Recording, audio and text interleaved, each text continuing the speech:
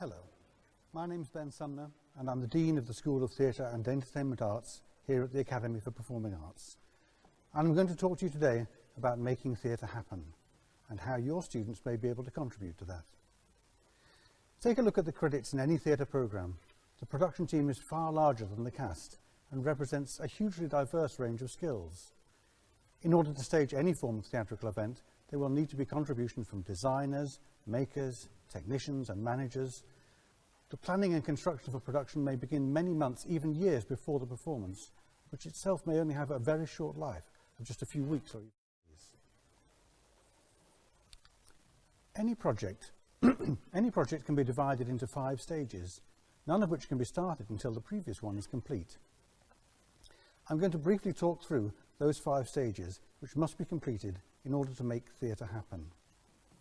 They can be summarised as the idea, the design, the build, the rehearsal and the performance. First of all, let's look at the idea. Any production will start with an idea. Initially, the idea is developed through discussion between a director and a designer.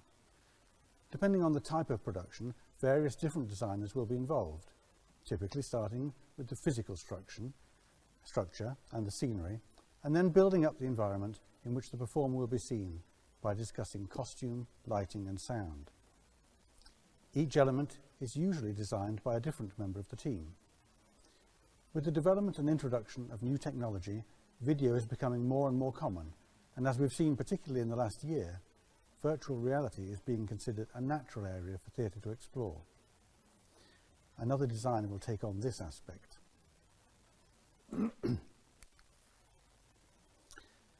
Next, let's consider the design. The creative team of director and designers will develop the concept until it reaches a point where a reality check is needed. At this point, draft designs need to be committed to paper so that they can be costed and risk assessed by the team responsible for realising those designs. This will involve scale drawings, models of the stage and scenery, illustrations of costumes, preferably with fabric samples, and 3D visualizations of lighting and projection ideas.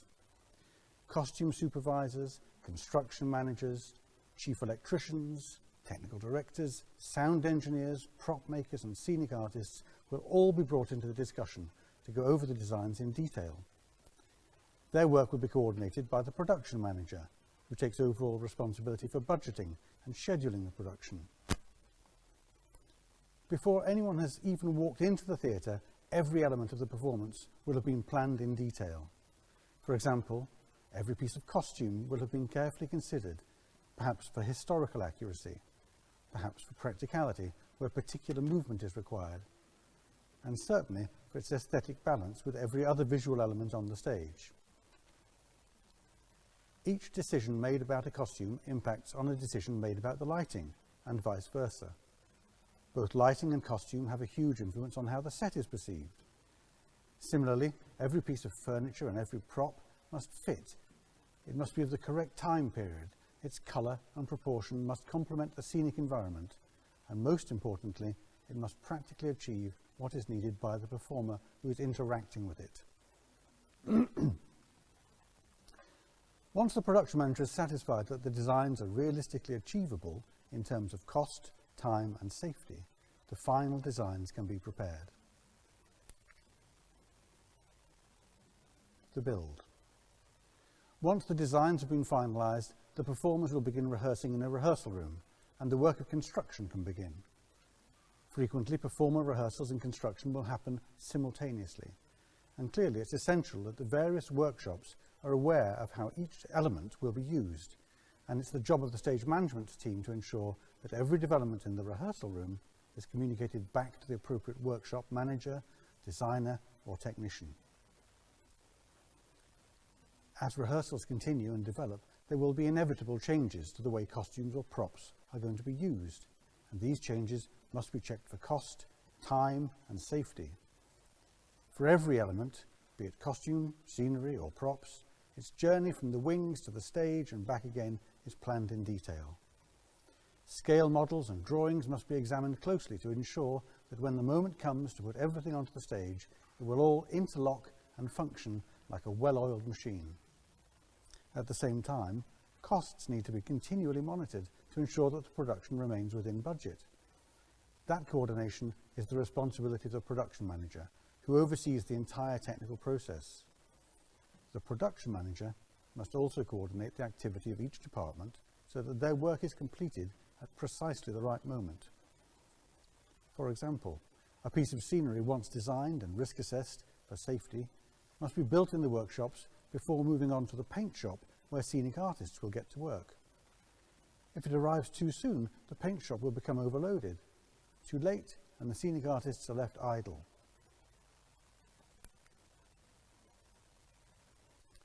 The rehearsals. When all the scenery has been built and painted and lighting, sound and video equipment assembled, the production can begin to move on to the stage. Scenery will be transported to the theatre, where it will be rigged by a team of technicians under the guidance of the technical director. Once again, it must arrive on stage at exactly the right moment. Every hour of stage time is carefully planned, as venue costs are always a consideration, and the stage must never be left idle. The production manager will have prepared a schedule so that each element of preparation is perfectly coordinated. Lights are rigged, scenery assembled, sound systems installed, and costumes prepared in the dressing rooms. Once every element has been put in place on the stage, and the dancers and actors have developed their performance as far as it can in the rehearsal room, it's time to begin rehearsals on stage. At this point, the stage manager takes charge of the stage and coordinates the performers and the technical elements. The first rehearsals are slow and painstaking, as every technical detail is worked through. The performers and technicians must work through every scenic movement, every costume change, every lighting and sound cue, and assure themselves that everyone is confident of their role and that every risk has been carefully considered. Once technical rehearsals have been completed, the dress rehearsals can begin. At this point, the production is finally run through without stopping, and with full costume, scenery, lighting, props and sound effects. This is the moment when the director and designers can finally see where concept fully realized on stage and fine-tuning can be undertaken. Typically, there will be 2 or 3 dress rehearsals in the final days before the first performance. The performance. During the performances, the creative team and production manager generally step back, and the production is left in the hands of the stage manager, who will be responsible for coordinating the work of the performers, the stage crew, lighting operators, costume and makeup department, and so on. Few people understand how much is involved in making a piece of theatre. So many different skills are needed to make a production come to life, and wherever a person's talents may lie, whether they're interested in engineering and construction, art and design, music and maths, or planning and organising, there is always a place for them backstage. Please join us for the Q&A to find out how any of your students can find a career making theatre happen. And thank you for listening.